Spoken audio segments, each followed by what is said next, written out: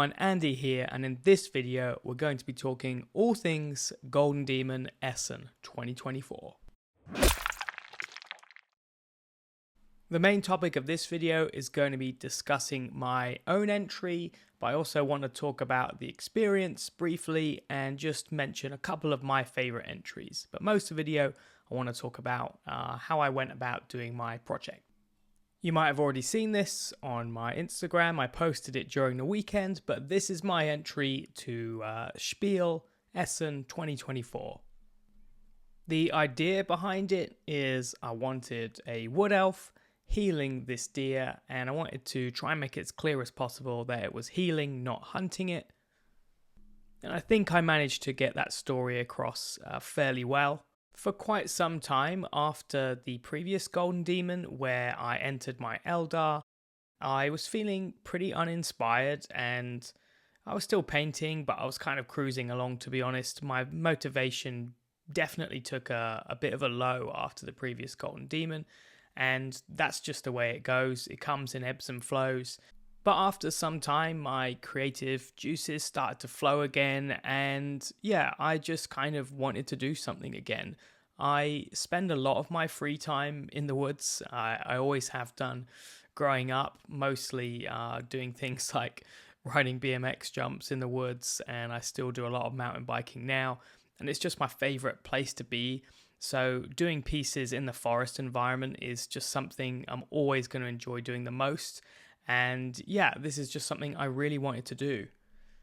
As cheesy as it might sound, I think spending a lot of the time, riding in the woods and just kind of getting the hobby mojo back is kind of healing. It made me want to do the hobby again because I just look at the awesome environments and I want to recreate that. So looking at this got my motivation back and made me want to hobby again. And so that's kind of why I wanted to do this healing scene for Golden Demon. I documented the full process, and you can watch every step of making this over on Patreon right now. There's 4 parts and it's over 2 hours long, so if you really want to see how this piece was painted, sculpted, all of that stuff, then please check out our Patreon. It's thanks to everyone over on Patreon that I can mess around doing some interesting pieces like this, so thanks for everyone who does join there. It means, it just meant I could make something like this, something I think that's a little different, have fun with it, and I really appreciate those guys. But if you want to see the process, please check that out. But I just wanted to go over briefly kind of what I did here over on YouTube, so you guys on YouTube can kind of see what I was doing as well. I always like to mess around with models and just kind of roughly see if what I want to do is going to work. Kind of a proof of concept step, and I think just blue tacking stuff together, seeing what the models are like is really important to finding out, if a project is going to work and you want to pursue it. And I started off with some very basic stuff, just trying out some bits, and I thought, this can work.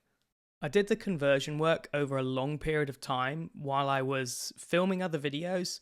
I might paint something for Patreon, but then I'd spend a couple hours each day just moving a leg, adding some putty, and I spent a long time, in terms of how many days I spread this out on, but in total hours it wasn't crazy. But I think I really like just spending time chipping away at conversion projects like this. I'm not the best with sculpting, so this is the best way for me. The painting was easier for me than the concept and the creation. I just got stuck into the painting. Actually, I spent way more time trying to get the composition to work, trying to sculpt the figures, and the painting was just a joy. I remember after weeks of composing this thing, actually getting some paint on it was just felt brilliant. I really enjoyed it, and I've wanted to paint this wood elf character ever since it came out. And it's a joy to do this kind of converted version and just not have a stock figure on a base. The fur effect is something I've done several times, and I did it on Elrond. And I must admit, coming into this, I was worried I was repeating something I'd done before, and maybe I wouldn't be able to do it as good. I think that in some ways I've done it better than Elrond. I think that It's more consistent in the texture, and every single millimeter is textured in hair, but I still managed to retain the light and the shadows I really wanted on this. So I think I managed to balance the definition of the individual hairs, but keep the general view working as well, and that's something I'm really happy with as well. I finished the two figures first, and I was happy with the painting on those, but the base is the most important thing to tying it all together. I love basing. It's, the environment that we put these miniatures in is actually kind of what gets me excited. I almost start with, I want to do a wood themed base, and then I choose what miniatures are going to work in that scene. But as I said in the beginning, this is just something I really love, just spending time in the forest, and I'm always going to want to do these forest scenes. So this was a really important one for me to get right. I've also done some forest themed miniatures before, and I wanted this to at least be different, maybe not better, but I was going to try if I could make it better. And the main thing for me was to play with a more autumnal look. So I wanted it to be more about the fallen leaves as opposed to effects like moss. And I also wanted to not rely too much on products like the moss pads that we all love. I wanted to really focus on the painting. I knew I was going to have to use a product for the leaves, but I wanted everything else to be painted. I think if I'd done lots of stuck on moss pads and the leaves, then it wouldn't feel like there was much painting.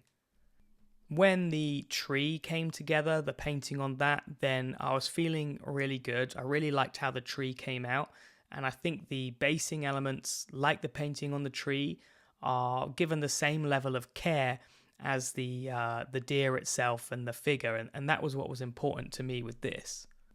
I finished the project probably about a week before the Golden Demon was coming about, and I was pretty unhappy with those few days before. But I took a couple days off because I could afford to, and then the last few days, 3 days left to work on it, I made some changes that really helped. It took me a long time to balance the right amount of leaves, and as easy as it sounds to glue them on, I think to stick them on and make it convincing and natural was quite difficult. But I think I managed to do this better than when I first tried it. I ripped them all off and had a second attempt, and that made a big difference. So when I finished the last few touches, a few more highlights on the deer, some tweaks to the tree, changing the leaves, actually I was really happy when I finally finished it before leaving. I think this is one of the most important things to leave time for with Golden Demon pieces, is you need to breathe, not look at it for a while and then make some changes.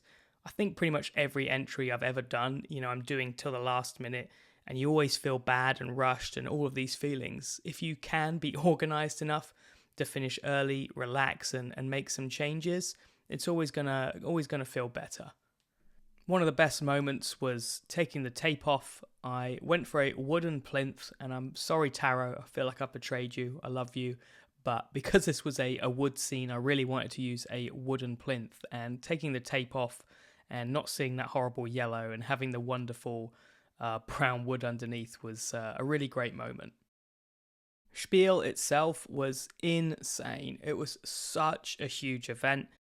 I think it's awesome having Golden Demon at a mainstream event like this, and it was a real spectacle, and what I hope is that it just showed how cool the hobby is to people that don't know anything about it, and if that's recruiting new hobbyists and, good for Games Workshop, this is great because it means they'll probably keep Golden Demon going and maybe invest more into it. So if this is good for making money for the company, then this is great for us because we'll get our event and it will keep going. The lighting was much better than Adepticon. I felt I could see the minis way better, and there was no natural light coming in, which, believe me, is absolutely great. At Adepticon, having your minis, lit from the back by sunlight is awful. So it's just not very forgiving at all. I'm going to run over a couple of my favorite entries. I loved this Demon Prince from Thibaut. It was amazing.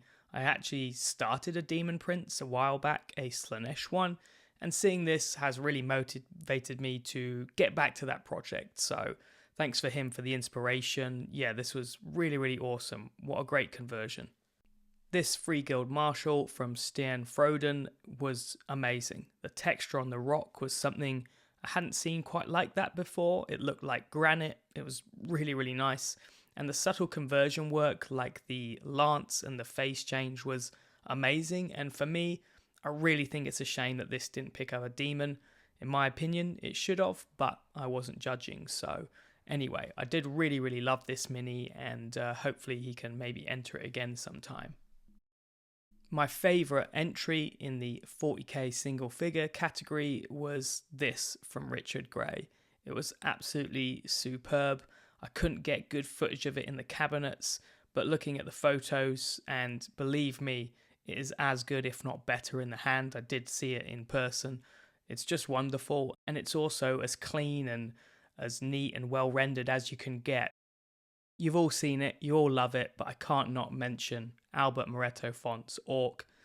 It's just insane, and if you think it looks good in pictures, it is so much better in person. You know, when you're looking at it in real life and you've got the better depth perception than any camera, it's just fantastic. And I take a lot of inspiration from this, not to create something similar, but more the effort, the work, just the ethics on this, you know, just putting everything into a single figure, making it super unique and painting every single part as well as you can. I really take inspiration from that and that approach to mini paintings. There were so many good minis. I'm going to leave it there, but we did discuss a lot more on the podcast, so check that out if you didn't already. But I just wanted to show a few I really, really loved. So how did I do with the results? I really wasn't going to bring my Eldar back. I entered them at Adepticon. I didn't win anything, and I felt pretty awful after that. In my Patreon video, I dive a little deeper and I'm very honest in my thoughts about what happened here. And I think it's really important to talk about that because so many people are going to enter this competition and lose. So I thought it was important to do a video talking about this. And that's in the final part of the process of this deer. I included my thoughts. I wasn't going to bring this mini back, but I have to say a big thank you to all of my friends that really, really pushed me. They were saying every day, bring the Eldar, bring the Eldar, bring the Eldar. And finally they broke me down and I thought, okay, why not? I didn't want to bring them because I thought they're just not going to win. If I didn't win before, they're not going to win a second time. And not winning again just kind of reopens old wounds. So I thought, this isn't worth it. I'm just going to feel even worse. I'd kind of forgotten and moved on to the next project and learnt from it. And yeah, that's the reason why. I did make some small changes and I did get some feedback from the people that judged it about some ambiguity on the kind of the floating rock elements. And I thought I need to show willing and that I listened. And if that's something that they're critical about, I need to address it. So I did work on those things and I think I prefer how it looks. I think it's made it more obvious what's going on in the narrative. So yeah, I do think it's important to listen to critique, and I always will, no matter where it comes from. You know, people always are going to have different points of view, and you should at least consider them. I was really mentally prepared for getting no demons when the ceremony came around. The loss at Adepticon was really good for me as a reset, and yeah, I think it's good to never be complacent, and I never will be. You know, every time I do Golden Demon, I feel the same way. You're always nervous. You never think you've got something in the bag, and you just always have to try harder every year. You know, I never kind of rest, but still, I came into this one. Maybe there was a little bit of hope. I thought I could be lucky, but I was trying to be honest to myself, and I think this time you're not going to be getting one, especially seeing some of the stuff that didn't even make commended. I was definitely worried. To my genuine surprise, and hopefully you can tell from my reaction here in this photo, I did manage to get the silver for the Eldar, and yeah, I want to say thanks to the judges. They probably won't ever see this, but I do thank them for giving this a second chance, because it must be boring seeing the same thing again, which is why I kind of really didn't want to re-enter these. But thanks to my friends and thanks for them for giving it a second shot, this made me feel are really, really good. And it brought my confidence back in this piece, because when I finished it, I thought it was one of my favorite things I'd done. And I'm really, really happy I managed to get a reward. I feel really, really good about this. A big relief, to be honest. As for the deer, I managed to get commended, which I think is the top 6 or so. And I didn't get a demon for this, but like I said, I was really prepared for that. And honestly, it would have been really nice to get one, of course, but I feel like I brought a bow to a rocket launcher fight with my small diorama compared to things like the one from Monstroys, which was absolutely epic. So I was totally cool with not winning anything with this. But especially what was fantastic was how the community seemed to receive it. I didn't know if people would get it, if they would think this was a lame idea, stupid, whatever. But I was doing it for me, and it's the kind of thing that I like.